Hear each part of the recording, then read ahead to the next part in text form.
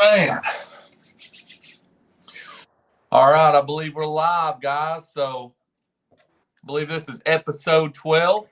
Man, So aftermath of the Battle on the Ridge 2. What a weekend. First things first, want to welcome Mr. Tim Lewis. He was down there with us in Oak Ridge. He was helping us out. He helped us run some brackets. He had some super matches, and he got to witness the weekend. So we'll get his perspective on that, and we'll get to discuss Mr. Tim Lewis and Chris Griffith's future super match. As anyone who was there seen probably the most entertaining match of the weekend. So let's just get started with the weekend period. Let's start with Friday night. Man, first things first is I had an absolute blast. Not only Saturday, but Friday night was immaculate, man. Like, just the lead up, the weighing in, all the guys hanging out all day, and then it gets time for the super matches. The place was, for a Friday night, I feel like the place was decently, full. And yeah, let's just start there, man. Tim, you had two super matches. Talk a little bit about those.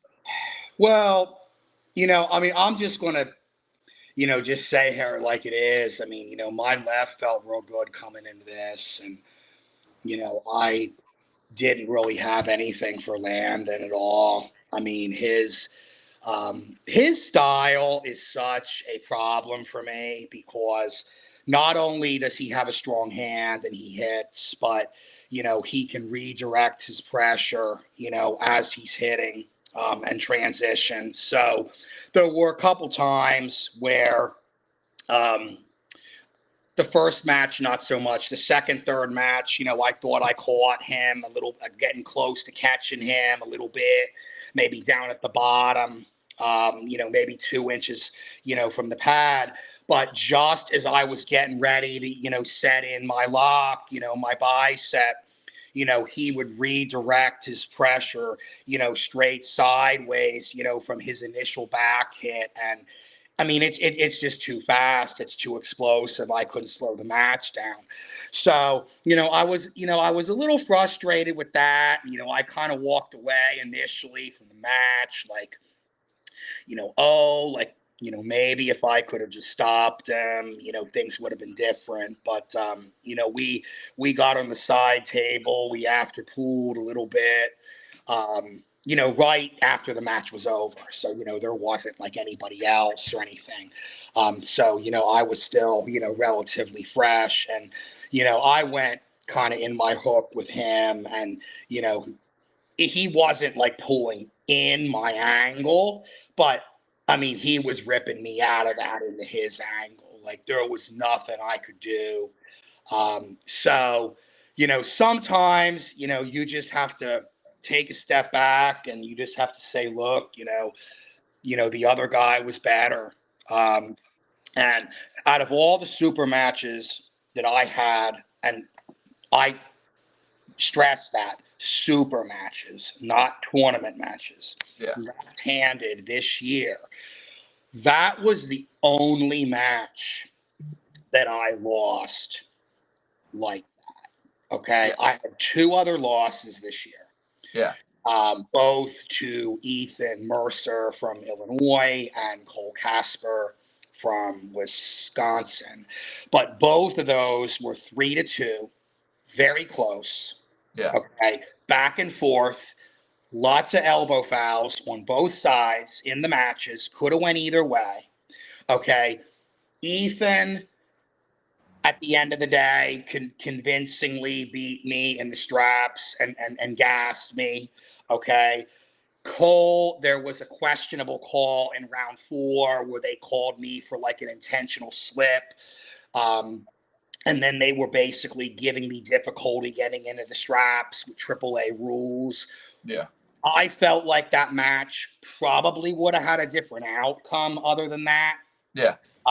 But whatever, it was close. But my point is, you got to give it to Landon because I dominated pretty much every other match that I had left-handed this year. There were probably 9 or 10 of them.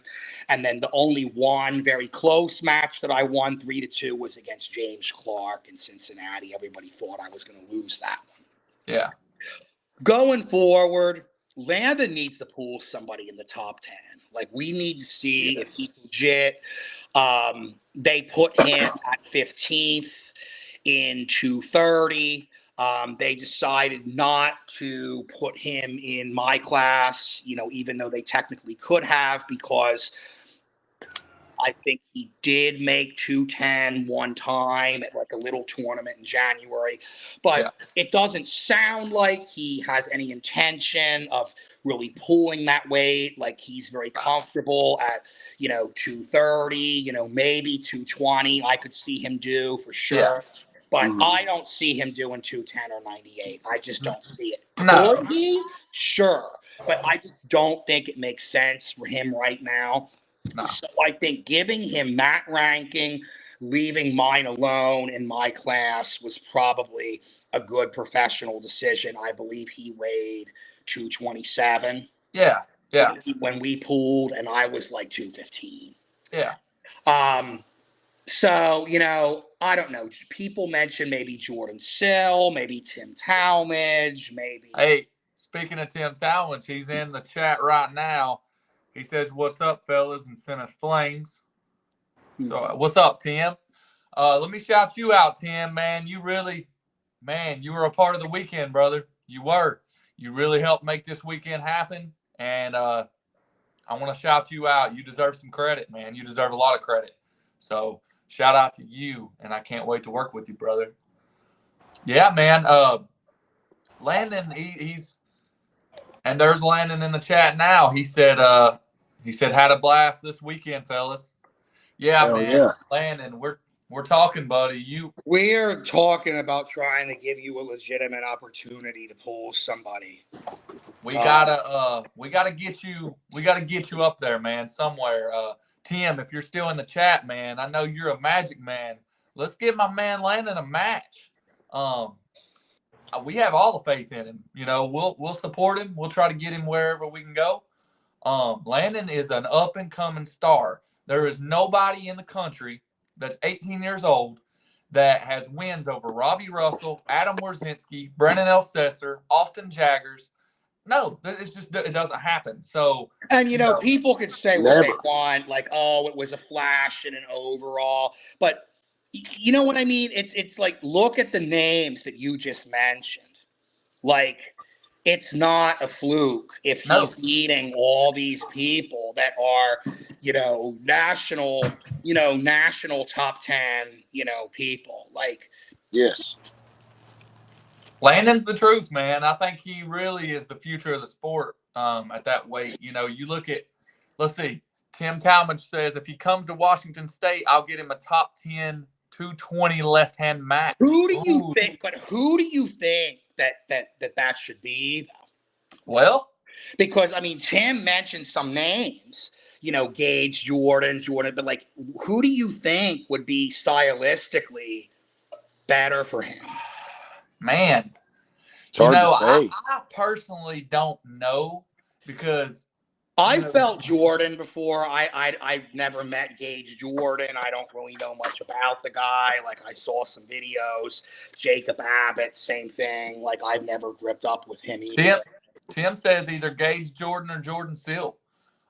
Hey, jump in the water. Like, that'd be a great test. Even if Landon was to lose that, I feel like that would still. He's not going to lose any credibility by losing to somebody like that. No. Jordan Sill he's a known name, and now I don't really know. Jordan Sill is just a more known name to me because he's been to Philadelphia. I knew him when I lived in Denver. He's just been around longer.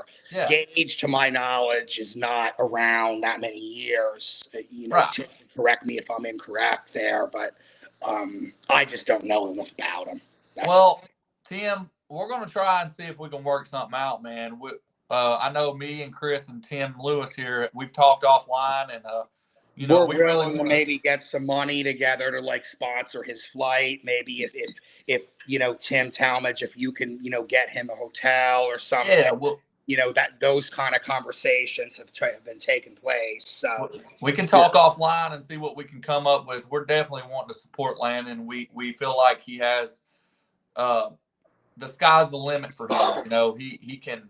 He has the ability to be one of the best. I really truly believe that, and he's just now getting into his potential. So yeah, we'll talk offline and see if we can make something happen for him, because I agree with everything. I agree with that, all of it. So yeah, man. So outside of yours and Landon's match, Tim, you had another one with Levi. Now Levi, he's an up and comer. He's a young kid again, and I don't know that he's as well known as Landon, but I know Levi regionally, and so tell me a little bit about that match. So, I mean, first of all, he asked me for the match. I really didn't know exactly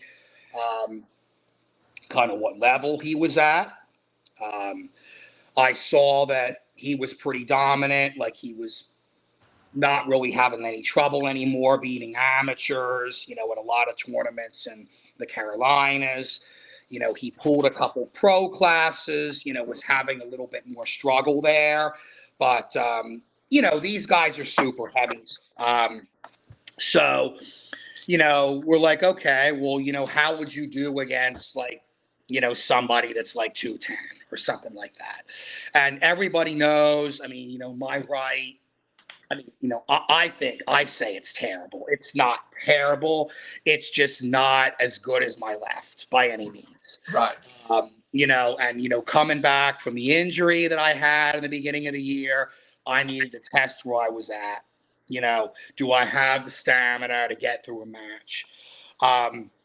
So I think Levi lacks some table IQ. I think, we talked about this after the match. His setup could have been better. His connection, his ability to use his lat, and keep his riser, could have been better in that match. But I don't think he did bad. I mean, he did hold his own a little bit with me in the first match, even when I got inside. I mean, I think it was like 20, 25 seconds. I mean, it wasn't like I just like pulled right through him in one swoop. Yeah.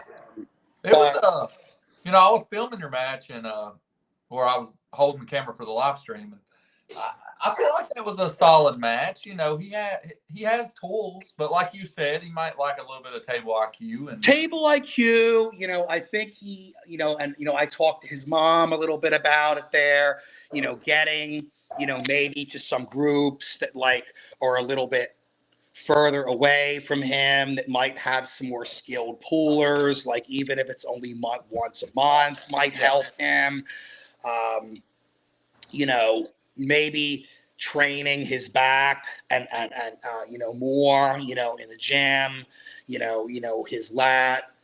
And also just like, watching a lot more practice to, to study what he can do. Yeah. I definitely think nerves were a big factor. He, tried to hide it, but I know he was very nervous going into that match. And I mean, that's kind of normal. It's, I do this every other weekend, to me, it's just another match. I don't let that stuff really bother me anymore. Like even with Landon or even when I pull a big name, I might be a little bit more nervous, but I'm like, you win or you lose. But I think for him, he's never really been on a stage like that before. He's never been in like a super match. I mean, I think he has, but it was like in a practice setting. It wasn't like bad. Here's the thing. Right. Not only was it a big stage super match, I mean, look who was in the building. You got all the 12-man round robin sitting there watching you. So, for that being your first. So I don't think about those things. Right, but you know what I mean? But he's probably thinking that, like they're watching me, they're like seeing how good and I mean, they're really not doing those things. But you know what I mean? It's, you could But think it's still that thought of it being done Yeah. will really rattle you, to a point to where it's bad. right. But yeah, man, he's new in the sport, and he'll get there, man. I feel like his heart's in the right spot, and he wants to be great. So if he just keeps It takes a lot to like want to do a match like that, because I mean there were a couple people in North Carolina, and I forget their names anyway, but I guess they had some matches lined up with him and then they backed out for whatever reason. Like I think Yeah. one with a legitimate injury or something, but I mean it sounds like people were like scared to pull him or like afraid to lose, right. you know?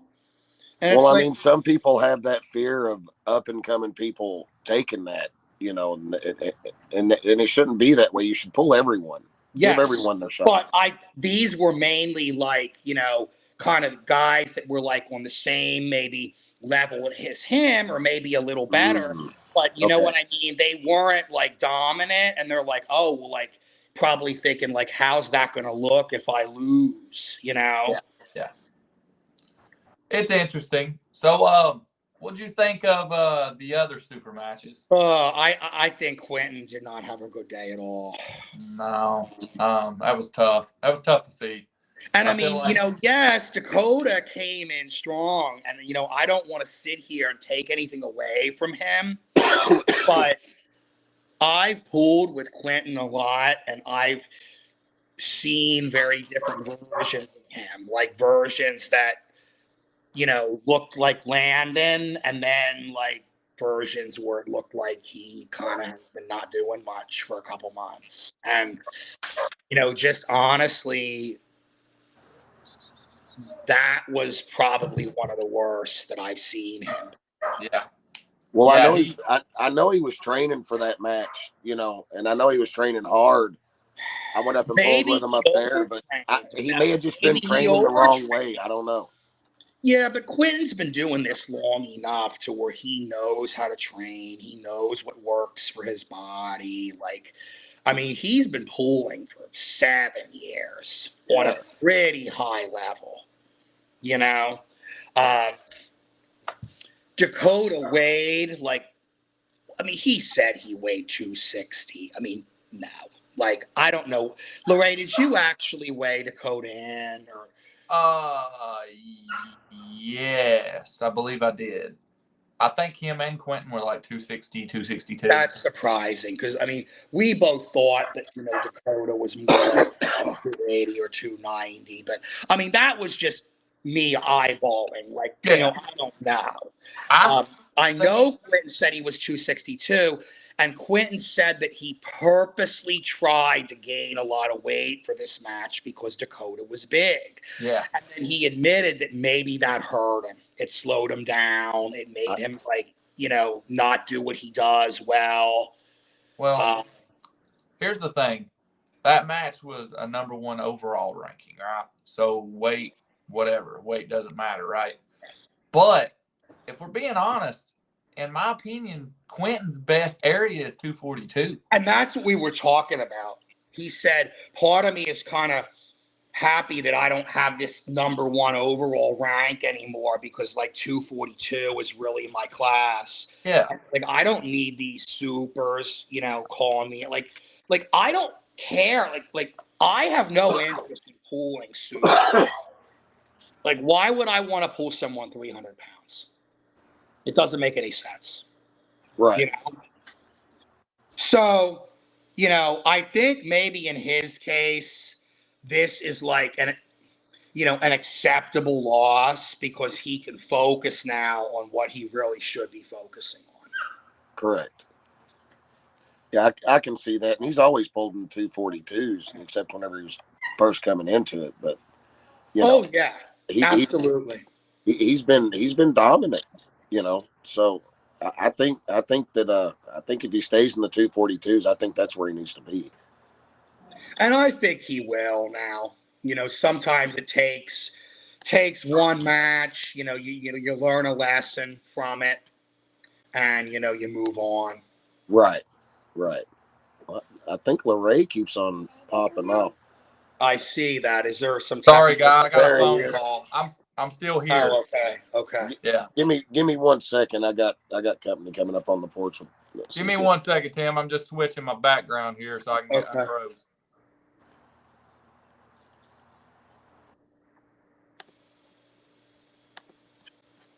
I think I'm getting it switched here. There we go. And then there were 2 other matches. Right, there was Zach Miller and was it Paul? Yeah. Right. Yeah. And I'm sorry, I don't remember the outcome of that match because it was in between mine. Yeah. And I wasn't paying attention. I'm back, all guys. good. It's all I'm good. back. Paul won his. I feel like that's a kid that's gonna. I mean, he beat me in the tournament. I mean, now no excuse. I probably wasn't ready for a tournament after running the, running the brackets and running everything. I wasn't in the mental focus. But Paul is upcoming. He is an upcoming puller he's going to be taken serious.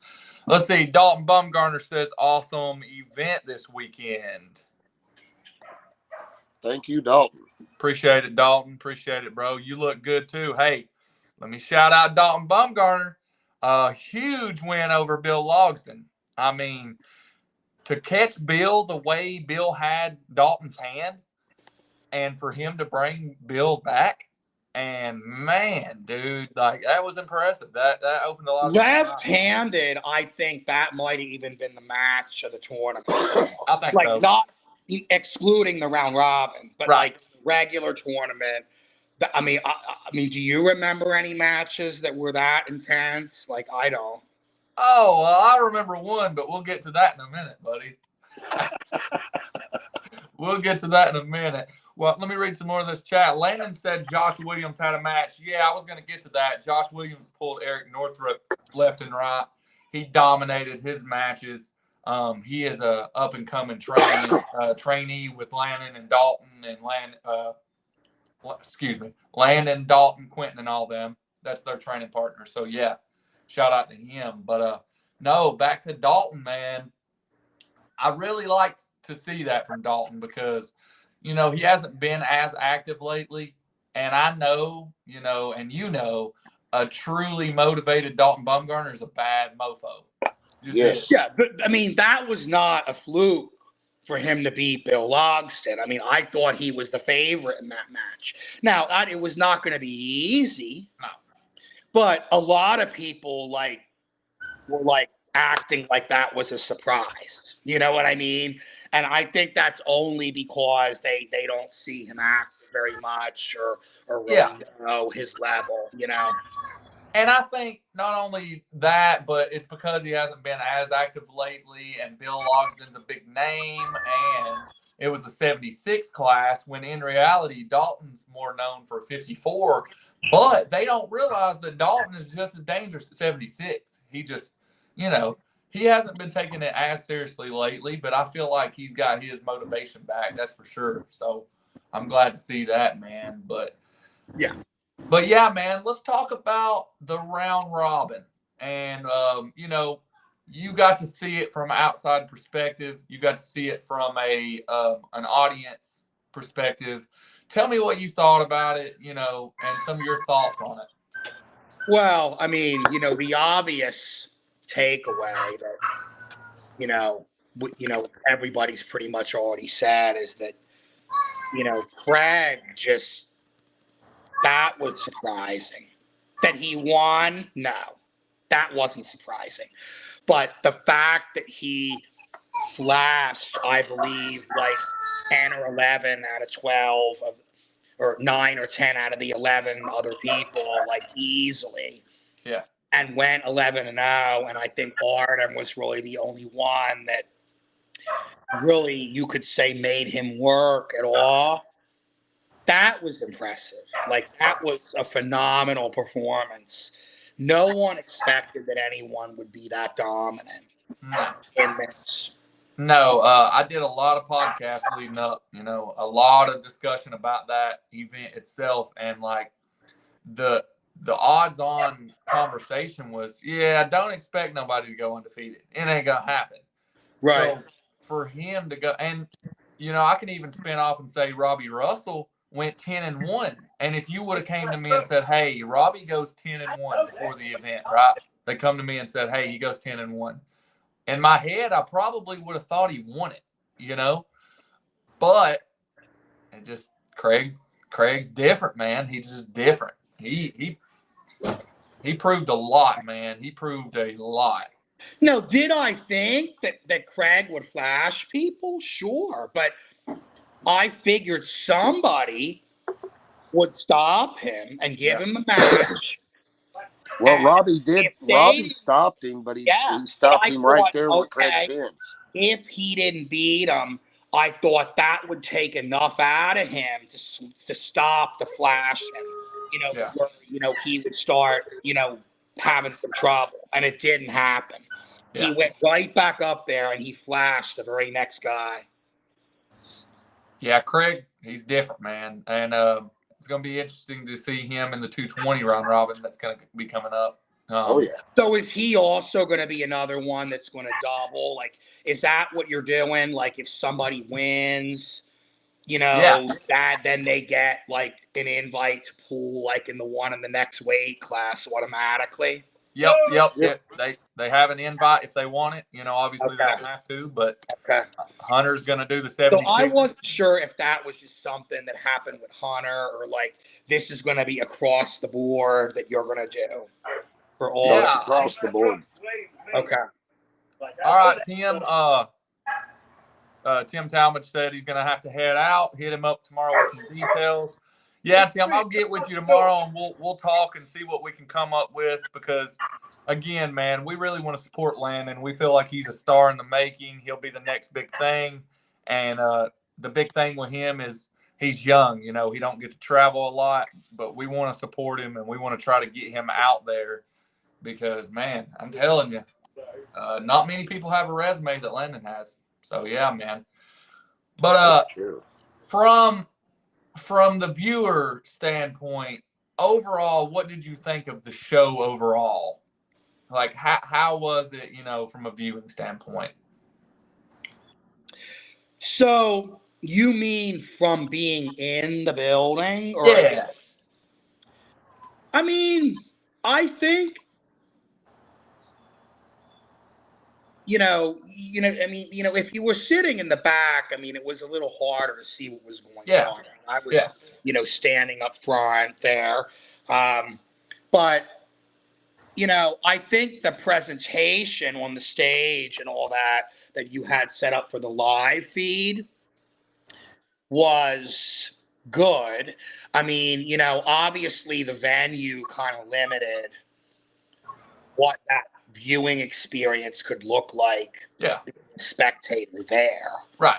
Because there just weren't a whole lot of seats. Correct. That were close. Yeah.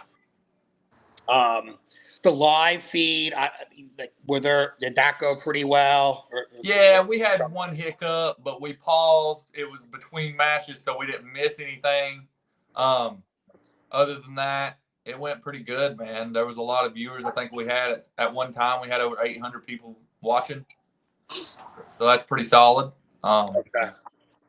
From my point of view, and I was emceeing, right? So, it was a little bit of different experience for me, but man, it was just exciting because at every match meant something. Halfway through, you knew who your top 5 was, but then even towards the end, you're trying to figure out, well, who's going to break through and get into that 6th spot. And with that being said, and Casey did it, which was a surprise, like not a lot of people knew Casey and not a lot of people knew him at 198, and he actually surprised some people. Yeah, he was one that surprised me as well. He looked like death when he walked in. He made a big cut for this, and for him to bounce back like that and come in top 6. That shows something. He's going to be a force to be reckoned with. Oh yeah. And another one, a lot of people counted him out, but Eli looked good. Yeah, he did look good, and Merlot, he looked good. I feel like if Merlot, I feel like he's right there. He is on the brink because, I even told Robbie the day after Robbie was here, and I was like, man, honestly, I'd like to see you and Merlot fresh for fresh in a best of 5. You handled him, yeah, and it still may not be close, but it would be an intriguing match because I think him and Merlot met, round 9 or something like that, round 10. So I don't know, but there was a lot of talent, man. It was great to have everybody out. It was just a blast. That was one of the funnest tournaments I've ever had. Yeah. But as far as the 98, man, the tournament obviously wasn't as big as I had hoped. And I think there was a couple reasons. I think me and Chris have been talking. We had a higher entry fee at this tournament, and tournaments across the country are going to $40, $50 entry, and we tried a $40 entry, and in reality, I don't know that was a good decision. I don't know that was a factor in the attendance, but we decided going forward that we're going to probably try to stick more towards the 30. I don't know. Again, I don't know if that was a factor, but everything tweaks with, every tournament that comes and goes, you tweak things. And, that's something we're going to try to go back to. We're going to try to go back to the $30 entry. Another thing that we're going to try to do is we're going to, I don't know how much, some sort of payout, right? I feel like some sort of payout for the pros, may be a little bit beneficial and may draw some more people out. And if I'm being honest, I probably neglected the actual tournament promotion. It was all round robin, which, when you got a round robin that caliber, how can you not, right? But I do need to do a better job at promoting both, so that's just something going forward. Me and Chris have talked, and we're not oblivious to the fact that, we're not perfect. We're tweaking things as we go, and we want to have the best turnout, the best tournaments, and the best shows, period. So going forward, that's some things that we've discussed and some changes that we'll make. But getting to the tournament, that brings me to my next point here. Maybe one of the most entertaining points of the day, and one reason we had you on here, Tim, is you and Mr. Chris here, I think was one of the funniest matches I've ever seen to date, period. Y'all had me laughing, crying back there at the brackets. I was dying laughing. It was just so funny because the energy in the tournament wasn't great, right? It was, it was casual, right? But you guys really set the whole building on fire. Everybody stood up oh my gosh, what's going on at the table? So y'all talk about that, and I'm gonna sit back and listen to this. Well, I mean, you start, I guess, because. Well, the thing is, I got in this sport in 2014, and Tim was a big man on campus. And that's just the way it was. And, I've been chasing Tim for 8 years and,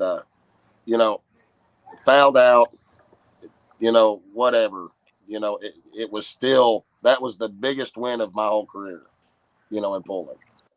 And, I couldn't let my emotions not just flow. I mean, they were just coming out, and that's just the way I felt. It wasn't nothing against Tim. I loved Tim to death. But, my emotions just took over. I couldn't help myself. I felt great.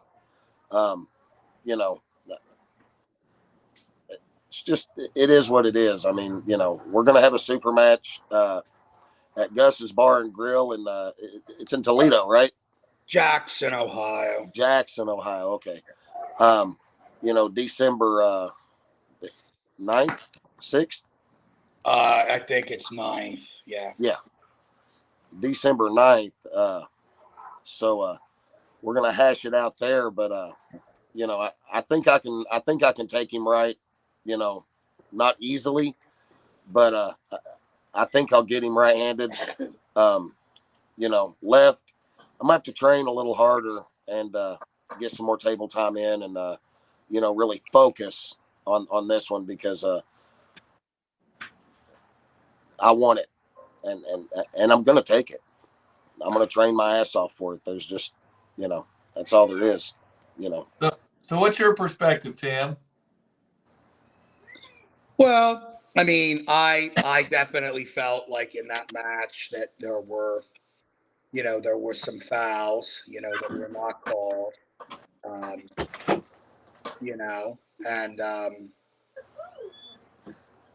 I feel like that could have had an outcome, on that match. And he's admitted that there probably maybe were some calls that he had some fouls that were maybe missed. But yeah, I mean, we're going to see if he has what it takes to win fresh for fresh. So Landon's asking when is Washington State? it's a week before. So Washington State is December 2nd. December 2nd, Landon. Saturday. December 2nd. Hey, we're trying, man. We're trying to see what we can come up for you, Landon. We want to get you out there or somewhere. If we can't make it happen there, we're going to try our best to do something for you. Oh shoot! Hey, y'all talk amongst yourself for a second. I gotta send an invite to a certain someone to come on here. Okay. Give me one and second. Tim is correct. I did admit there were some calls that should have been called. But hell, if you ain't fucking cheating, you ain't trying. So, it is what it is. Like I said, but like he said, we're gonna go fresh for fresh and actually see what the outcome's gonna be. I've been chasing him for 8 years, and I feel like I'm right there. They call Tim the gatekeeper. If I can get past his ass, I got a chance of fucking moving on up. So I'm not gonna give up. So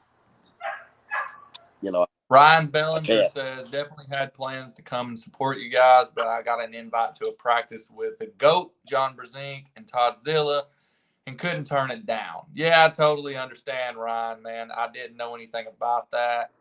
It's just one of those things. It's all good, buddy. It would have been cool to have all y'all up here. That would have been crazy atmosphere for the round robin, but it's all good, man. I don't hold any ill will. No. I totally understand. Yeah, man. From my perspective on you guys' match, I was right there behind the head ref. Dude, it was just insane. It was so funny. Y'all's communication at the table, screaming back and forth to each other. I don't know. To me, that fires me up. Like when I see pullers talking to each other on the table, that it just brings another element to the sport. Too many times you just get up there with a straight face, pin, walk off the. Nah, like y'all showed emotion, and it was so. Just the way y'all did it was so funny because it was just nothing but screaming at each other while y'all were stuck in the middle. And yeah, well, hold on, son. I'm on here. Hold on. And yeah, man, it was incredible to see. Yeah, as far as fouls, yeah, it was. I've seen lots of things that could have been called. But like y'all said, before we got on here, that's just part of the game, and it'll all be settled in Ohio. And yeah, I'm excited to see it. No, I can't wait. I'm excited to have it. Oh, it's going to be good for sure. Oh yeah. Like I said, they for some odd reason, I don't understand why they call you the gatekeeper, but for some odd reason, once you get past you, it's just up from there. I don't know why. Right. Well, it was fun, man. I had a blast, and I appreciate you helping me running brackets, Tim. Definitely couldn't have did it without you. You prepped all the brackets for me beforehand, and that was a lifesaver. Well, That and I helped me mean a that lot, I saved me a feel lot. like was probably the best because you were emceeing the round robin, so it made the most sense to do that. Just so we were ready to go, after it was over, Right. Yeah, and I appreciate that Very much. And not only that, but hey, you went and you picked up Eduardo from the airport. Right. That was a big help. For those who don't know, Eduardo had some struggles getting in. His flight got canceled, and Mr. Tim Talmadge worked his magic to get him on a plane and got him here. And he arrived late Friday night, and Tim went and picked him up, and so we got Mr. Dakota. What the hell? Mr. New number 1 in the state. Hey, What's up, Dakota? I mean, let's be honest here. Are you surprised? I mean, really? Really? I mean, serious. Hey, listen. I know Tim's surprised because all that shit he talked last week on this live stream. Oh, Quentin's gonna 3-0 him. He's gonna beat him. So he's not gonna have nothing for him. No. Hey, that aged really well, Tim, didn't it? How well did that age? I mean, I got whacked too. So, well, to be honest with you, Tim, it really was. Tim, people that are fast are a mismatch for you because it just Well, they don't. It's more than being fast because a lot of people are fast though, and they hit right into my catch. So they have to be fast, but also technical enough to be actually to apply the pressure where they have to and not mess up. Yeah. Yeah. Well, I mean, I'm sorry. Go ahead, Leroy. No, I thought you were busy. Go ahead. Yeah. Well, no, I was wiping the screen off. But yeah, I mean, if somebody, this is my opinion, if somebody is strong enough to hit outside on you, Tim, and they don't study you and know which direction to go, well, that's just their own fault. I mean, that's because I mean this is what we do know about Tim is you don't want to hook Tim, and if Tim gets on his side of the table and he gets in his position, I mean, when you're talking people that are that are actually in the top 10 and guys that are actually good, I mean they even struggle with Tim in that position, And it's something similar to me, like Blake Perry. Like Blake Perry has a lane that he will destroy everybody in, but everybody knows to stay away from it. You know what I mean? Yeah. So, you guys had a match. So you definitely have some experience pulling Tim. So yeah, you have good insight on how to pull Tim. So yeah, it's good to hear that. So the ultimate question is, now that you got Quentin's spot, obviously I think little brother's going to try and come for you. So yeah. Is that going to happen? And if so, when can we make it happen? Yeah, I mean, I'm going to give him the shot at it. I think that I mean, I'd be more than happy to. My arm hurts really bad right now. I told you about that strain that I had. So I'm just going to let that heal. I don't know how long that's going to take. I'm not going to train it or anything. I'm just going to kind of rehab best that I can. And I guess I'm just going to focus on the right and try to get my right up to a decent level where I'm happy with, because it's just, I've kind of just let it slack off, and I don't like that. So I don't know when I'm going to give him that match. I do know this. I do know that I don't really care to pull really anybody in Tennessee. Honestly, I don't. Yeah. I'm not going to turn down anybody, because that's not right of me, right? To say, oh, hey, I got it now, nobody else can have it. I would never do that. So that being said, when I heal up, man, I don't know, man. I really want to go, focus on people that are out of state. Go focus on the top 10, 42 guys, left-handed at least. That's kind of where I want to be as far as building my brand, building myself, and do what I want to do. And then we'll fit Landon in there somewhere. He definitely deserves a match. Yeah, and I'm excited to pull him. Like I stated before, when I was on several times, or whatever time I was on, I spoke about it. But I mean, I'm more worried about him than I was Quentin. You know. Yeah. And maybe I don't know how long it'll take you to heal, but David's got that tournament in January. Maybe I don't know if that's too soon, but maybe that's something bring Landon out. Yeah. Where did everybody go? Uh-oh. Where are you? I muted you, Chris, because you're echoing. Oh yeah. He was echoing. Close out, leave, and come back, Chris. All right, go ahead, brother. So, anyways, yeah, we'll see. I'm gonna like not do anything with it for 2 weeks, and then I'm gonna go in the gym and I'm gonna see what happens. And then we'll go from there, because I don't think that I was at 100% pulling Quentin. I just didn't think, honestly, that I needed 100% to pull Quentin. After what I saw with Caleb, I thought it would be a pretty easy match for me. Quentin, and by saying that, Quentin is a puller. He's got a very good style. He's a very good arm wrestler. I knew how he arm wrestled, and I knew that what I had was more than what he had. So, but when I pull Landon, I want to make sure that I'm in top form, because I know that Landon is. Well, we after pulled, man, and let me tell you something. That kid's side pressure is nasty, dude. Yeah. I mean, it is disgusting, especially at 18. We're trying to get him a match lined up for the 220 spot. I feel like in the 220s, that man is he's dangerous. If we can get him exposure, and I don't know if you heard, but we're going to try to put something together for Landon, maybe try to get him out to Washington State. Tim Talmadge said he could hook him up with a match with like Jordan Seal or something like that. We just gotta we're trying to put something together, sponsor him to get him out there. It's not that much to get out there, so just support him, But I know you mentioned 242s and the top 10. Any names? Yeah, man. I mean, well, here's the thing, right? So I called Bretta out in April. Or I guess I called him out in January, February, and we were supposed to have the match in April, but it's in the process when I was getting all my tattoos, and I got a skin infection called MRSA. I don't know if you ever heard of that.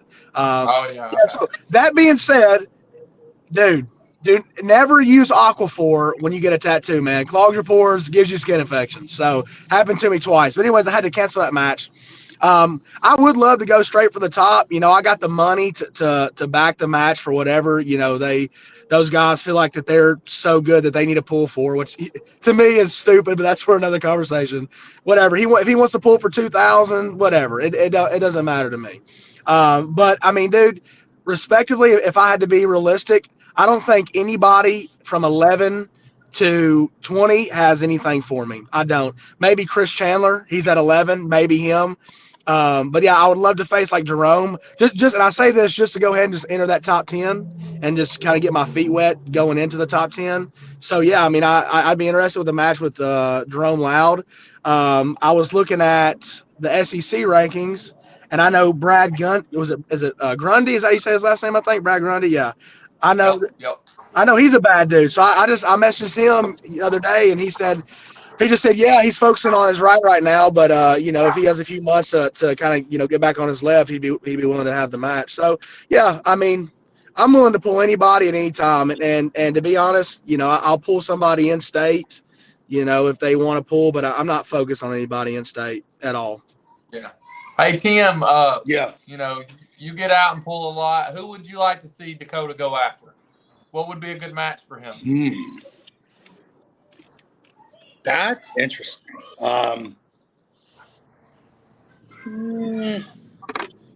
Maybe like Cole Stanley from Florida. Somebody like that. Oh yeah, well, yeah, but they're like he's not a 42 though. He's a heavyweight. Like I'm too. Are you still gonna make 242? Yeah, man. Once I get serious about getting back, which I'm serious now about getting down, then I was a month ago I was 275. So I'm on my way down. Okay. So, and I'll be back down to 240 within the next month or two. I mean, 100%. if you can get down to 242, and you know that's like a whole nother story, you know. Shane Owens says Dakota Ballard ready to run through everyone left-handed. So It's gonna. Hey, dude, listen. Nobody. I'm like a mini Travis Bajan in the making, dude. My problem is I just don't fucking stay consistent. If I stay consistent in this shit and like really devoted my time to arm wrestling, dude, I would. My God, I mean, everybody is in trouble. Everybody would be in trouble. Right. It's just, man, it's a hobby for me. You know, it's something that I do leisurely that kind of keeps me strong, keeps me in shape. You know, I own my own business, so you know, I'm working on building my brand as far as my business goes. But I was talking to a buddy. Actually, I was talking to Eric Northrop last night. He's like, man, you should. Or 2 nights ago, he's like, man, you should really think about taking this seriously. And I'm like, yeah, man, I think you're right. You know, I think I might. That was going to be my next question, man, because, you know, we sit here and, you know, if we're being real with ourselves, you haven't been the most active puller the last year. But with that being said, anyone who knows you knows you're a bad mofo. You know what I'm saying? When you take it seriously, you're one of the top level guys. So that's my next question is, now that you have the #1 ranking, now that you showed, hey, you know, I'm back. Are you back, or like, do you plan on taking it more seriously? Do you plan on being more active? You know, I know life gets in the way. Everyone has life. You know, you have business, and I get it. I understand. But we got to get you active, man, because I feel like you are a top 10 guy, you know? Yeah, I mean, and I appreciate you saying that, man. And you know, I feel the same way. You know, the way that I operate, dude, is my brain. The way that I stimulate myself is just I like trying new things and doing new things, right? So it's like once I achieve something in a certain, you know, sport or business or whatever it may be, once I get good at that, it's like, hey, now I want to go to something else, right? So, and as you know, you were, you know, reading the group chat, I golfed every day this summer. You know what I'm saying? Because at the beginning of the summer, I was like, hey, I want to get good at golf. You know, what do I have to do? So, I mean, I golfed every single day, man. And I never played golf before. And at the 3-month mark of me playing golf, I shot a 69, which is unheard of for some. Yeah. I think we're No, I losing him. got you on that. I'm with Hello you there. on that, man. What's Hello? up? There he is. Yeah. Can you hear me? Yeah. Yeah, well, I can't hear y'all. It doesn't matter. Anyways, which is unheard of for somebody that you know, that's been playing golf for 3 months. So my thing is, as long as I. Oh, we can't hear you now. We can't hear you. Leave and come back. He'll be back. We'll wait for him. Nashville Arm Wrestling says, hey, LeRae, is there any video of the tournament? Yes. The pro tournament was filmed by Brad Cook. He is 217. He'll have the edited footage up at some point. I know he's working on the round robin right now. That is his main priority. So after the round robin comes out, he'll have the pro tournament. And so yeah. Let's see. Shane Owens also says Ryan Bellinger right-handed 220. I got my money on him against everyone, regardless of rank on that 220 list. Hey, Shane, I just so happen to know a 220 guy. And I know he's left-hand prominent, but Mr. Landon Anderson, I think, wants a rematch with Ryan. And I believe he'd probably take it right-hand as well. Maybe we could set that up. Maybe we can set that up in the future, man. I'd like to see that match. Oh, I'd love to see that match. As far as Dakota, man, I feel like he's talented dude, man. And if he takes it seriously, he can bust on the scene. You know, he can. Oh, yeah. And I don't know, man. Dakota's strong as hell. I mean, he's strong. Yeah. But, you know, moving on. If he hops back in here, we'll jump back with him. But moving on, a couple things that I dropped on Facebook this week. Obviously, it never ends for us. we're doing the 176 round robin. It's all locked in. I've got everybody in the group chat, and we're discussing everything now. But everybody's locked in. It's gonna be the first time doing both hands. We're gonna be doing right hand and left hand. Let's see if he's back here. There he is. Can we hear him? Yeah. Y'all hear me? Yep. Good deal. All right, go ahead with what you were saying, man. Anyways, long story short, because I'm not going to repeat all that, I have to be stimulated. So as long as I can stay stimulated within arm wrestling, and it can keep me motivated, then I'll stay. But at the same time, man, I mean, when you talk about the greats of any sport, right? So John Brezink, Devin Larratt, or let's football, Tom Brady, Michael Jordan. I mean, those guys, when they didn't want to fucking do it, they showed up and they did it anyways because that's what it took to be great. So, it's one of those things where I just have to get my mindset to like, hey, listen, we're gonna do it. Because I mean, I think that, dude, I have all the tools, one, and then as far as my being charismatic, putting on a good show, I could start social media, I could start doing that. I just got to be 100% about it. I'm ready to step in and do the damn thing. You know what I mean? Oh, I know what you mean, man. I have that problem too when it comes to trying to juggle so many things. Like, you can ask Chris, man. I'm the laziest arm wrestler as far as competitor. They try to get me to train, and I always find every excuse not get to out, train. man. Yeah. I'm I play football, I'll play my video games. I do all this, promote, arm wrestle. It's just, I try to juggle so much. It's so hard. So I'm with you on that, man. But, yeah, man, you need to do your thing, bro, because you have the ability, you have the, you have it all, man. You do. You're entertaining at the table.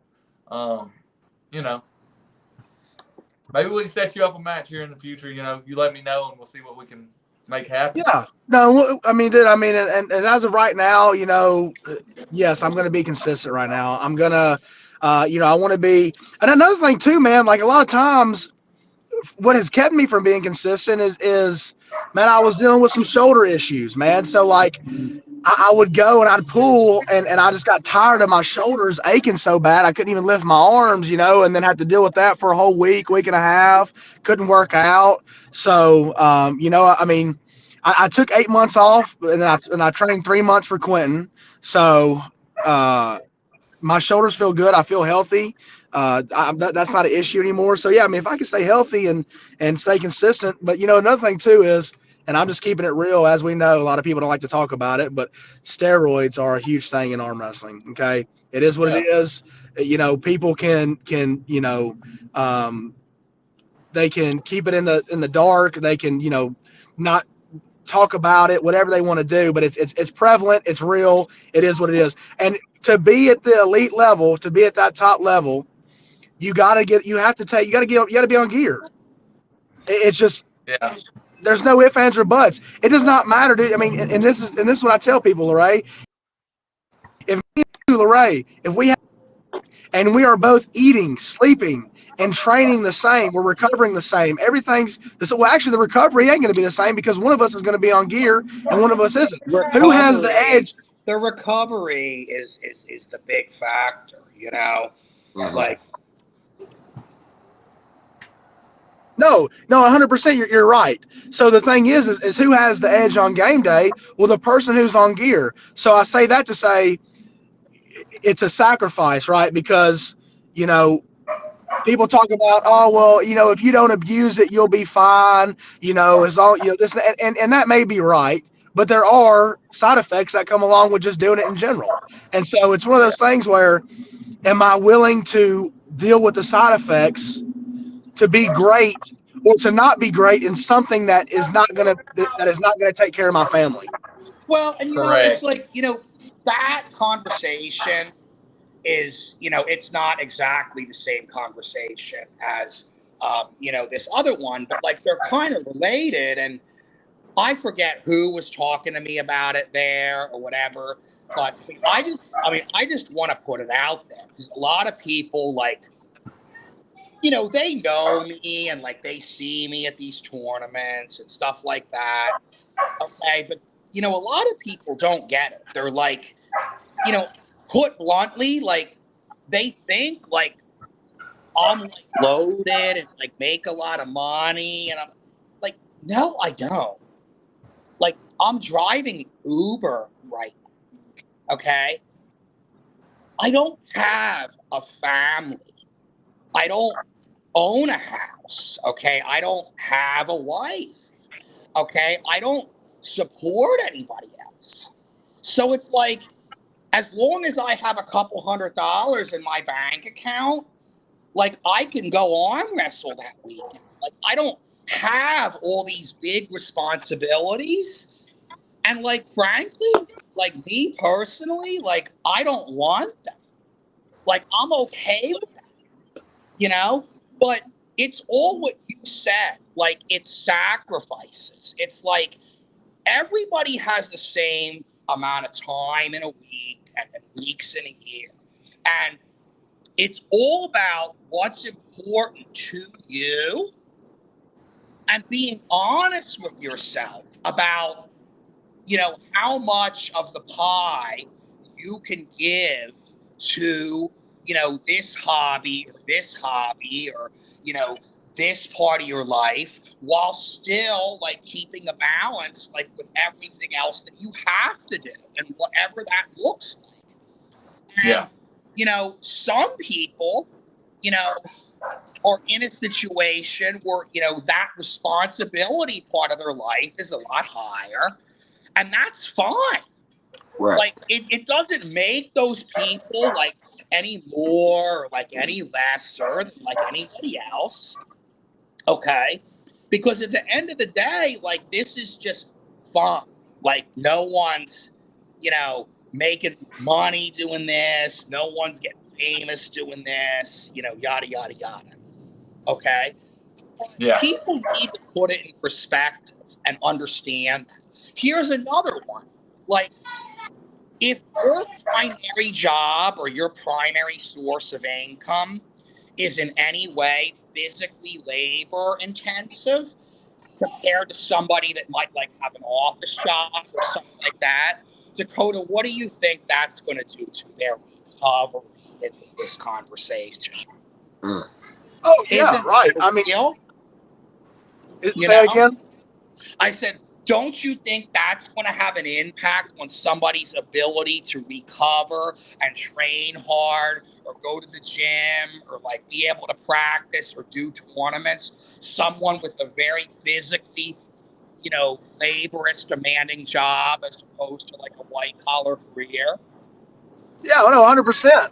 No, I mean, and it is, but I mean, and every point that you made is very valid. Okay, and yeah, I mean, it's to be great at something, right? So when you talk about like time, everybody has the same time, right? So why is it that most people that are great at something, they started that specific sport or whatever it is when they were young? Well, it's because when you're young, you're a kid, you have all the time in the world to perfect Sure. and to do a crowd. When you're a grown up, you have responsibilities that are more important than going to a fucking arm wrestling tournament. Okay, so but to further that, right? Let's say, as far as the sacrifices, but to go back to what I was saying as far as the steroids. Yeah. I have the time. I mean, hell, I get up in the morning, I go to the fucking sauna, I get in the ice bath, I drive around, check on my jobs, I go the fuck home. Like I have the time. Yes. It's just a thing. It's like, hey, am I willing to sacrifice my body for possibly for something that's not going to put my family, not going to set up my family for not necessarily generational wealth, but it's not going to be an asset to my family to where I'll be able to take care of them and they don't have to worry about anything. So, right. Well, you're talking more. I mean, you're talking broad, but you're also talking more so on the steroid side, correct? Well, yeah, but I'm talking relative to arm wrestling, right? Because you can't be at the top unless you take steroids. You just can't. There is a point where if you are naturally genetically gifted that you will get to, but that you will level out, and you will have to have the gear to push you that next level because everybody else is on that next level, right? So Right. the point that I'm making is if I was doing this for a sport where, hey, listen, like bodybuilding, okay, if you're bodybuilding, you have the genetics, you have the work ethic, got to take steroids to be at the top, but you're going to go step on stage and you're going to win, and you're going to, and you're going to win $300,000, $400,000, $500,000. Yeah, that's worth it. Not to go arm wrestle some dude from, For $200 and a piece of yeah, plastic, maybe. It's like, yeah, it's, and a lot of these guys, it's like, okay, maybe they want to get to the top, but do they really want to keep doing that to stay there? Like, a lot of them hit burnout, yeah. Well, I think, and my take on this is I agree with you, Dakota. You kind of got to ask yourself at some point what it's worth. And, arm wrestling isn't the UFC right now. It's just not. No. And will it be? I don't know. Everybody has hopes that it will eventually get to that, but right now it's not. And not only that, Dakota, how old are you? 26. Okay, so I'm 28, you're 26. When we're looking at people our age, the moment we start taking steroids, well, get ready, because then it's going to be a ride for pretty much the rest of our life, right? Unless we do it perfectly, right? And there's no perfect science to it, right? Right. So it's almost a long-term commitment. Like, get rid of arm wrestling, because sure, it has a big benefit on arm wrestling, but guess what? Do you want your daily life to be a little bit different? And I'm not talking, whatever. I'm just talking testosterone levels, your energy. It all has a play in it, And when you start doing things, you're at a certain age, your body just changes, man. It just does. Yeah. So I agree with you, man. You make great points, and I don't know. And I'm not discouraging anybody from doing it. If you want to do it, hey, kudos to you. You do your thing, and I'll never look down on someone for doing it. It's a personal decision. It is. Hey, and here's the thing too, right? Like, I don't disagree with it at all, because let me tell you, because people, what's the argument? Oh, well, that's cheating. They're on steroids. Or no, see, shut the fuck up. Because here's the thing. Those guys that are on steroids, they're training their ass off. I mean, they're putting in the work. You can't just put a damn needle in your ass and then go sit on the couch and watch TV. That's not how things work, right? So the it's not cheating. What the thing is they're competitive. They want to be the best, and they know what they got to do to be the best, and they're making that sacrifice, right? Yeah. Nothing wrong with that. Hey, if I knew that I was gonna arm wrestle somebody, and I knew that, hey, if I took steroids, I was 100% gonna beat them, I would 100% take steroids, because I'm a winner. Yeah. I'm a fucking winner. I don't like to lose. No, I agree. Ryan says he knows a top guy that's successful, pulls the east-west, and as natural as they come. Yeah, Ryan, hey, look, we're not saying that you can't do it, but we are saying that it is a very, very, very small percentage. And I really believe that. And, of course, they're genetic freaks. And the other thing, too, is I could see it maybe in the lighter weight classes, potentially. Like if you're at 172 or you're at 154, then it's a little bit more realistic. Okay. But yeah, at 210 and over, yeah. Okay.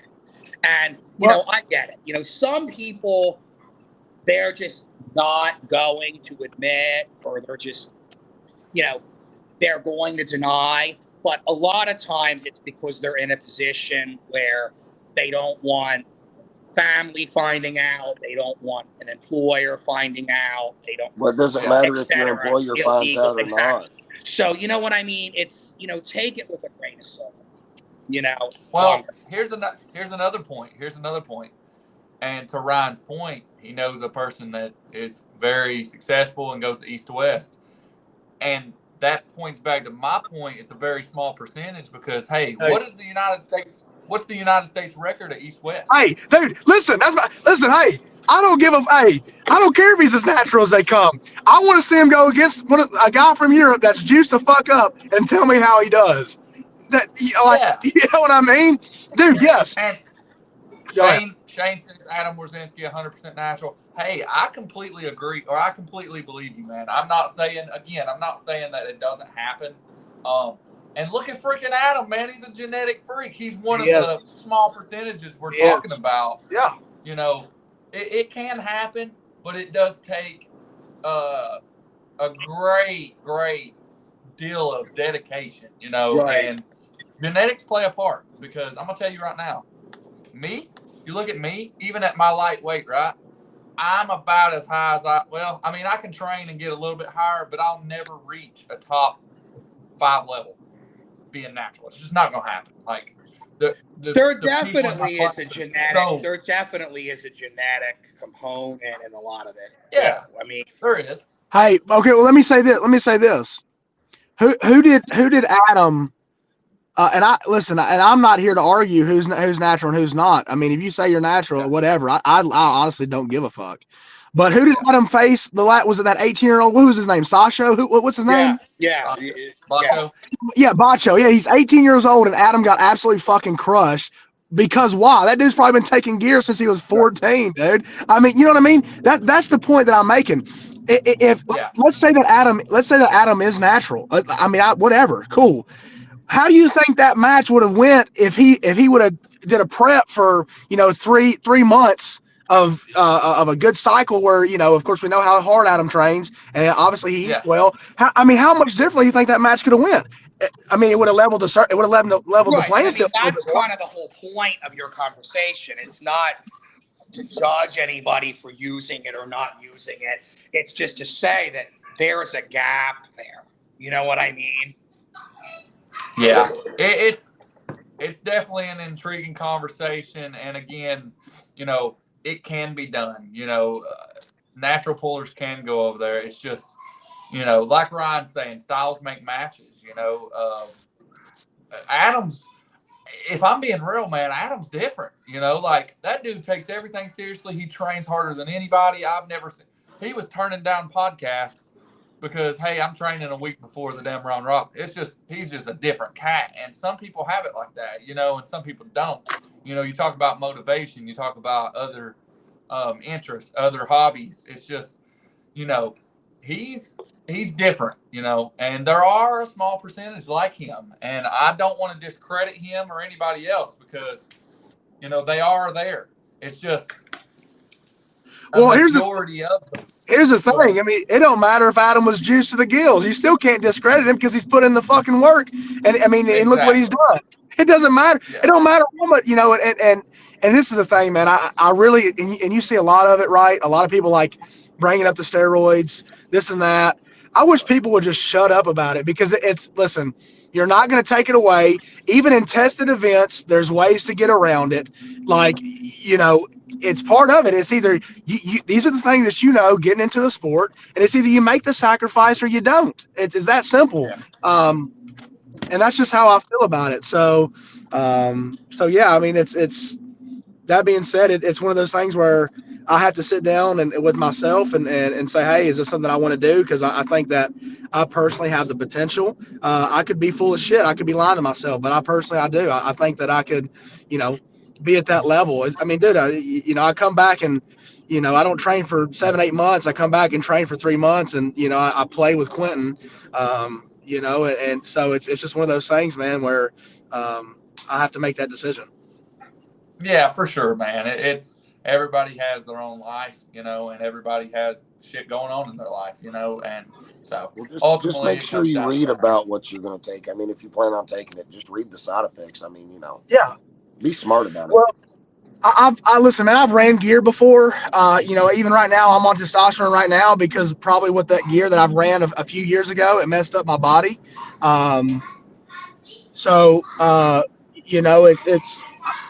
It is what it is. I'll probably be on testosterone for the rest of my life. I don't know, just from the decision that I made when I was 21, 22 years old. Yeah, I mean, I'm very knowledgeable on it. I understand. Where did he go? He'll be back. Something happened. Shane Owens said, how bad do you want it? How far are you willing to go? That's what you have to ask yourself. I mean, Yeah, well, how far are you willing to go? If the thing is, and that's totally up to the person that's going to be doing it.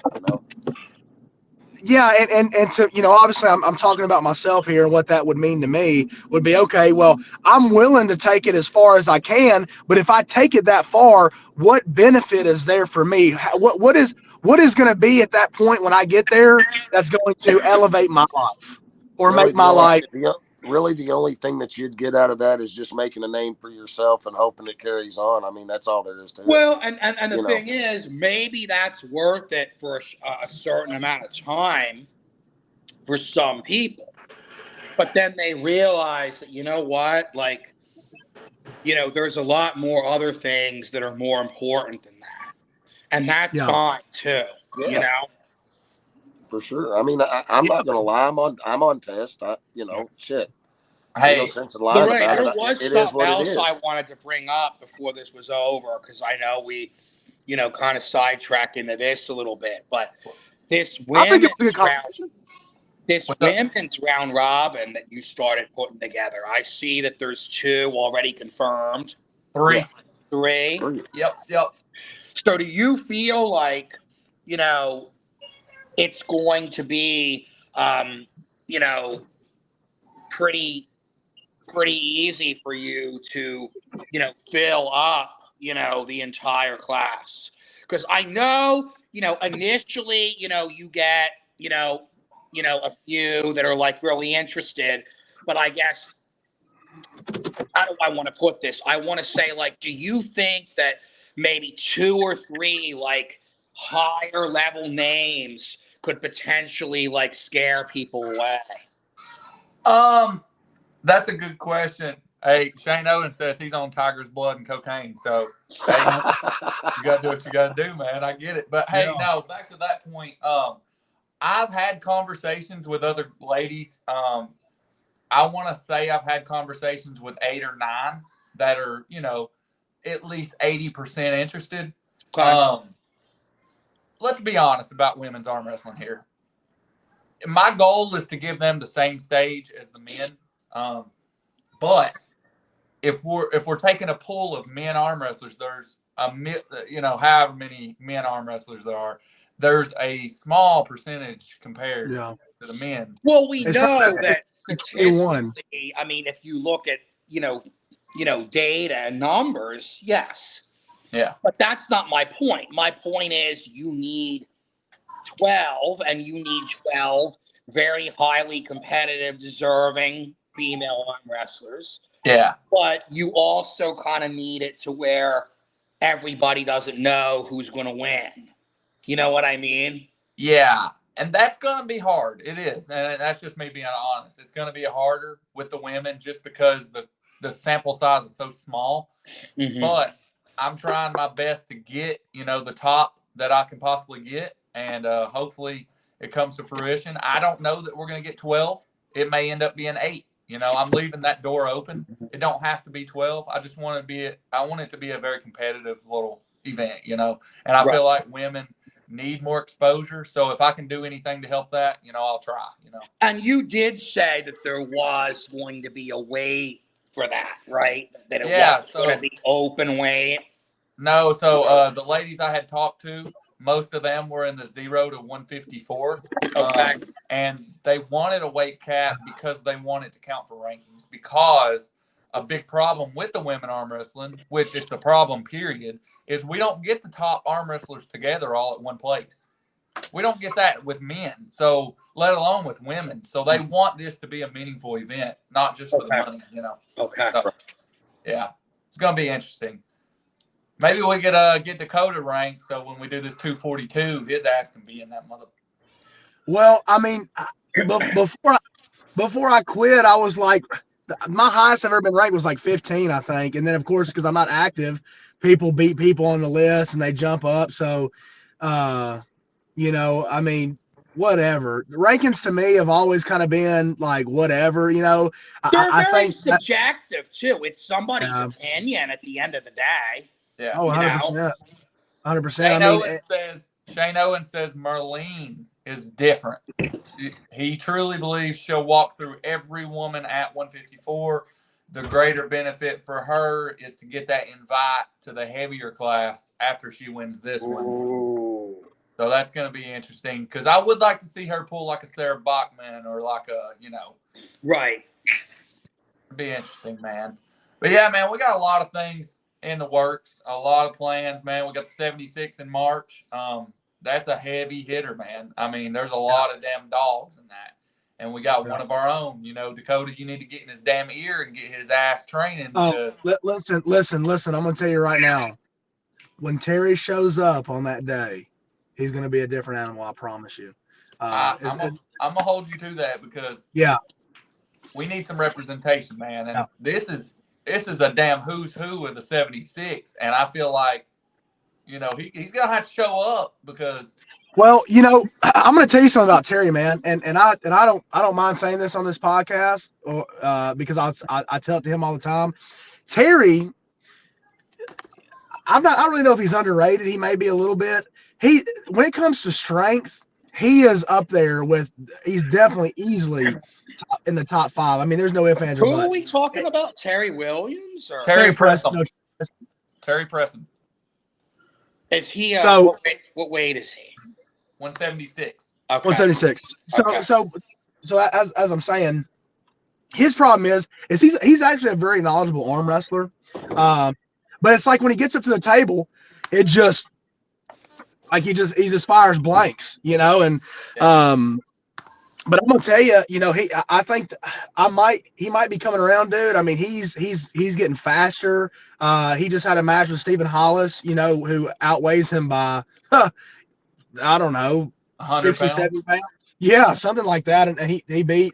No, I think Steven did beat him, but I mean, dude, they were wars, dude. I watched that live because you were wrestling. Yeah. So I mean, you know, and that was left-handed. That's not, you know, Terry's rights is better. So, but yeah, I will definitely, as long as I have something to do with it, Terry is going to be in shape. Terry's going to be ready. And we're going to be excited for that. And I think that, like I said, he's as long as he comes in prepared, man, he's going to compete with all of them, and he's going to shock some of them, in my opinion.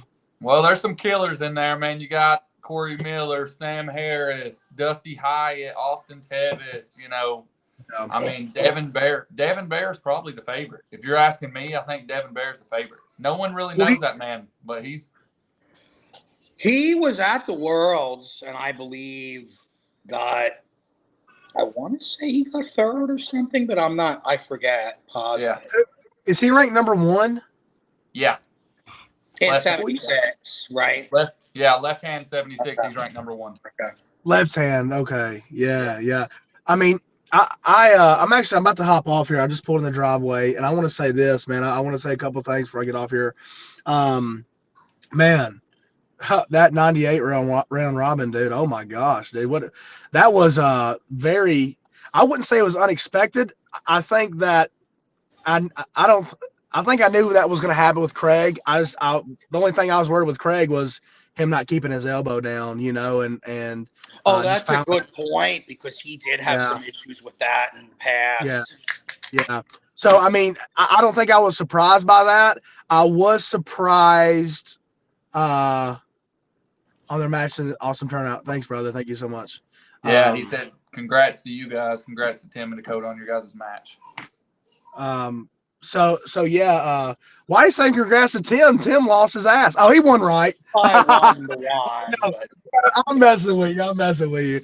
But no, man, what a great event, dude. I was shocked, man, by the matches. I mean, you know, it's Robbie came up and showed out, and you know, I'm very proud of Robbie. Very proud. I'm just curious to, you know, it looked like the first 2 starts with Craig, he stopped Craig. You know, I don't know what went on there, but and then like the third time, it looked like Craig just drove right through him and pinned him with easy. So Yeah. um, I'm Maybe he proud of made an Robbie, man. adjustment. I'm very proud of Robbie. I think he proved a lot of people that he's worthy of where he's at. 10-1, sure. shit, ain't nothing to be ashamed about. And I'm gonna say this because Robbie's also my boy. That's somebody, man, that is, you talk about just gifted. Robbie is gifted, and I mean, I have a group with him, with me, Terry, and James, and because we're real close. I beat Dakota Wicker 2 or 3 years ago that I ran from him to supers. That's funny. But anyways, Robbie, I don't, mark my words when I say this, I don't think we've ever seen Robbie at his full potential. No. That goes back to what you were, your whole conversation earlier. Everybody has shit going on in their life, man. Robbie's the workingest dude I know. That man works 6 days a week, and I only imagine if he was. And I'm not taking shots at anybody, but like, imagine if he was in a certain situation where arm wrestling was paying him, like, bro. Yeah, I mean, I think that it could possibly get there for him. I just don't think he knows how to brand himself. That's what it is, Dakota. It's just what you were talking about. It's that social media, the self-promotion. I mean, I mean, I'm just going to bring him up, no matter my thoughts on it or whatever, but Austin Jaggers, I mean, he's got manager, whatever, setting up matches, doing things for him, getting him paid. I don't think that's necessary to have him. I mean, I think he could do it himself, but whatever. But I say that to say that I just don't think Robbie has that figured out, because Robbie is definitely good enough to where he can go and get paid and or set up social media and start doing things. And it comes down to this, right? So yeah, he works a lot. Okay. I mean, and yeah, he does. I know he works a lot. I talk to him. We talk daily. So, but it's just one of those things where, like, when he comes home, if arm wrestling is something that he's passionate about, that he's going to have to sacrifice time with his family. Well, and here's the other thing too, Dakota, is that it takes some technical skill and like savviness with like computer and editing. Not everybody has that skill set, Well, funny y'all say that, because me and Robbie just had a conversation. He's like, man, dude, but maybe I need to hire you. I'm like, man, that is not necessary, bro. I'm not in it for that. Let me promote all y'all I can, bro. Hey, dude, I probably annoy the shit out of you guys with as many times as I post. I make so many posts, they probably look at it and they're like, God dang, dude, quit making so many damn posts. If I'm not mistaken, Devin Larrett is on a fucking shitty Android taking videos of himself. Yeah. I mean, whatever. Yeah, but he's Devin. He can do whatever he wants and people will watch it. I mean, yeah. But the whole point is, the whole point is you don't have to have some crazy, camera or anything like that. I mean, RVJ takes videos off his phone and posts them up, and of course, you have to like have a sense of what you want to put up there, like content, Yeah. Yeah, no, I mean, and I agree with that, but I think that, I think that Robbie is to that level. I think if it's something that he wants to do, that he needs to figure out. Lorray, if y'all talk about that, doing something with him, he's definitely, man, if he could really devote his time just to arm wrestling and to training, man, that dude, oh my gosh, he'd be. That's kind of something I want to do, man. Like, obviously I do these promotions and I pull on the side too, but like, I want to promote you guys too, man. It ain't really about me. I want to get, we need household names, man, and like, we need to get our guys out. We need to promote them more. Like, bro, you too, bro. Like, if I can do anything to help promote you, Dakota, let me know, bro. Cause I got you in any way. Tim, Chris, everybody. For me, it's just, I'm very competitive, right? And I mean, I guess as everybody that's in the sport, nobody likes to lose. But I when I do something, I want to do it 110%. I want to be all in. So if I come to you, Lorraine, I'm like, hey, let's start doing this thing, then I'm going to really start doing. I'm going to really start training. I'm going to, really try to take it somewhere. And then that might be coming sooner rather than later. I'd love to do social media full time. I'd love to put my construction business, where, as long as the social media was paying me like that, then I could say, put my construction business to the side and just be a freaking influencer. Holy shit, man. That's the dream. So yeah, I mean, and that might be something that me and you talk about off camera and at a later date of, who knows, I'm definitely interested in that. But as of right now, I'm going to get off here, guys. It was good talking to you. I want to say this. I'm going to give Landon the match, but I want somebody at 42 first. So maybe, dude, Jerome Loud, I'm good with. I mean, how am I even going Chris Chandler? We'll set that. He's 11. I'm good with that. I don't know if those guys can make 242 right now, though. Chandler was pretty big. I don't know what he's weighing right now. Well, see, that's horse shit. Then he should, you know what I'm saying? So, like, if somebody calls him out and he's like, no, I can't make it. I mean, to me. But see, the ranking, you only have to make that weight once a year. You know what I mean? You don't, like, that's not how it works. Like, you can't expect that cooler to make that weight for your match because that's not the way the rankings are set up right now. Yeah. Well, they should be at the set end up of the day, I mean, this is ridiculous. Only once a year is nuts. That's just how it is. Like, if I made 198 at Joe's Fair in, December of last year, and I went 0-2, it doesn't matter. I made weight. If I beat somebody that's on that 98 rankings, I get their spot. It doesn't matter if I weigh 230 right now. Now, I'm not saying it should be that way, but that's how it is right now. Well, it needs revamped, but I think the message is pretty clear, Dakota. You want somebody, and at this point, you don't really give a damn who it is. If your name's on the list, your name's on the chopping block, and that is what it is. So I mean, and if I have to start up higher, I mean, hell, I mean, whatever. Rush Schrader from where is he? I don't even know where he lives. Illinois. I don't know. He's from Kansas, I want to say. Yeah. I in my opinion, I would absolutely destroy him. I mean, I think Caleb beat him at Illinois State this year. I mean, and yes, but whatever I have to do to get on the list just to get there. But I would really just like to start at the 10 or 11 spot because, in my opinion, I don't really want to waste my time. Yeah, I get it, bro. I get it. Hey, I think the message is there, man. If you're if you're 242 guy and you're on the top 20, get ready because there's a target on your back, straight up. Yeah, and the thing is, man, like, and what I mean by that, I'm realistic too. I mean, if I didn't think that I was ready for those top 10 guys, I would say, hey, I don't think I'm ready.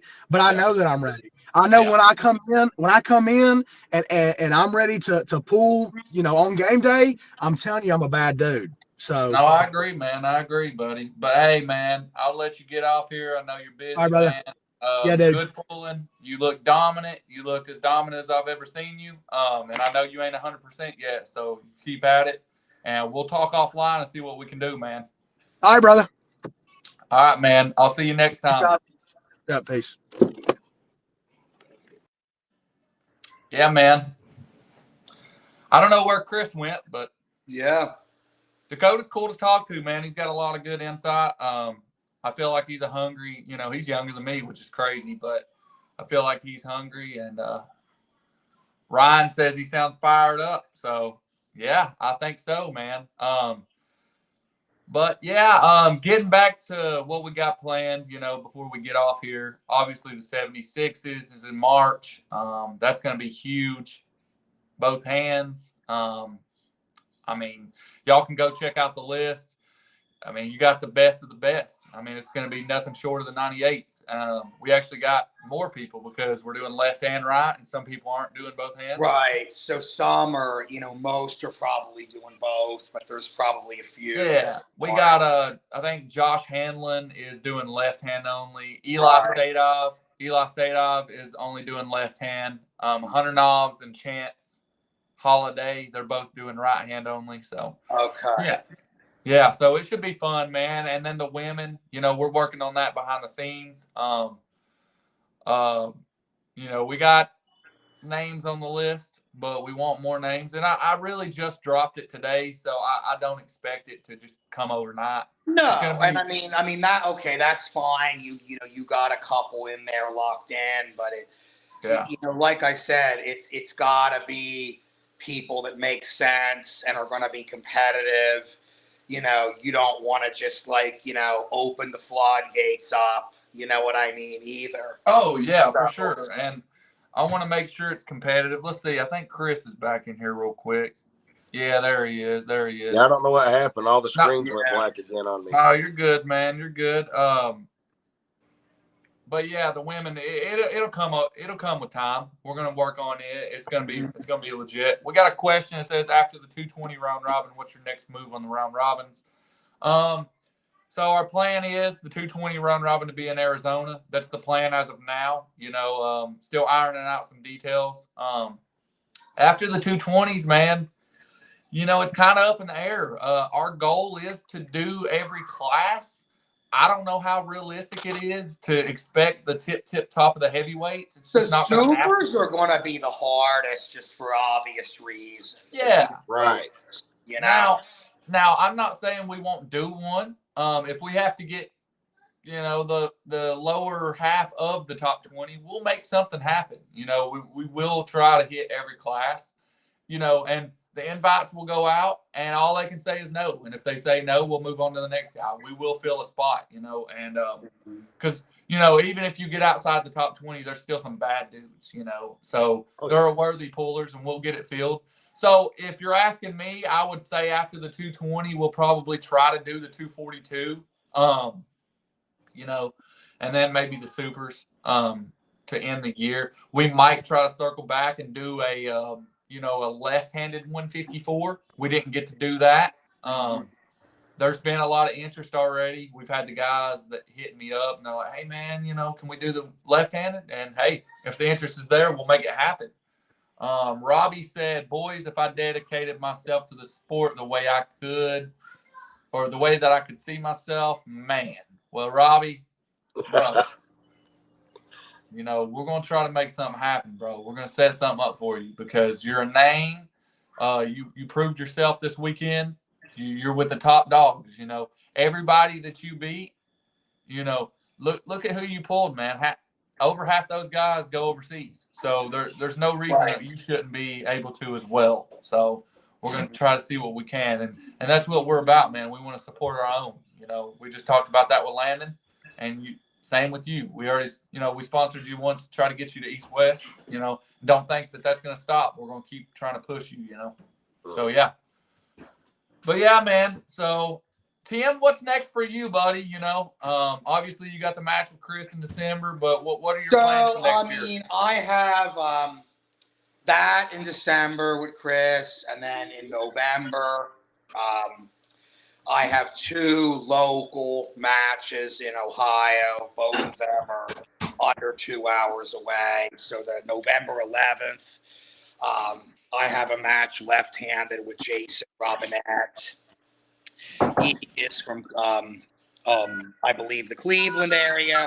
We're doing that at Kevin Palco's Dog Wars. It's like every 3 months he has like a big practice, and they do like 10 matches. There's no tournament or anything. Yeah. Jason, I want to say, is ranked 3rd or 4th in Ohio in 242. There's a little bit of a weight difference. He's a class above me, but we think it would be a good match. And then I have another right-handed match there against one of their guys on the team, Steve Jones.